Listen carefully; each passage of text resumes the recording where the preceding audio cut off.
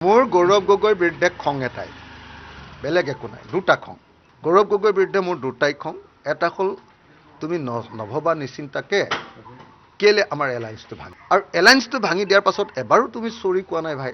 তুমি এলায়েন্সটো আমাৰ বিহালী ইলেকশ্যনত ভাঙি দিলা, ভাবিলা যে তুমি বহুত ভাল ইলেকশ্যন কৰিবা গৌৰৱে, কিন্তু ইলেকশ্যনত খুব বেয়া হ'ল, তেওঁৰ এক্সপেৰিমেণ্ট ফেইল হ'ল।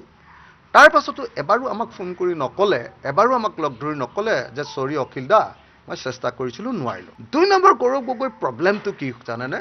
গৌৰৱ গগৈ মানে তেওঁৰ লগত এণ্ট্ৰিটো, তেওঁৰ লগত কথা পতাৰ কাৰণে মানে প্ৰধানমন্ত্ৰীৰ কাৰ্যালয়ৰ লগত কথা পতাৰ নিচিনা লাইন পাতিবলগীয়া কথা। ফোনটো কৰিলে যদি এজন লিডাৰে, সমপৰ্যায়ৰ লিডাৰ এজনে যদি ফোনটো কৰিলে ফোনটো নধৰে, আপুনি কি হিচাপে মানি থাকিব কওক? অহংকাৰটো বাদ দিব লাগিব, অহংকাৰটো বাদ দিব লাগিব, ইগ' বাদ দিব লাগিব, আৰু নিজকে ৰজাৰ পুত্ৰ বুলি ভাবি বাকীবিলাকক প্ৰজা বুলি ভবাৰ ধাৰণাটো এৰি দিব লাগিব। তেতিয়া 1 দিনৰ ভিতৰত সম্পৰ্ক ভাল হ'ব, 1 দিন 1 মিনিটত ভাল হ'ব। সেইকাৰণে গৌৰৱৰ প্ৰতি মোৰ অনুৰোধ এটাই যে গৌৰৱৰ পিআৰটো ভাল কৰিব লাগে, পাব্লিক ৰিলেশ্যনটো ভাল কৰিব লাগে, আৰু গৌৰৱে সকলোৰে ফোনটো ধৰি সন্মান কৰিব লাগে।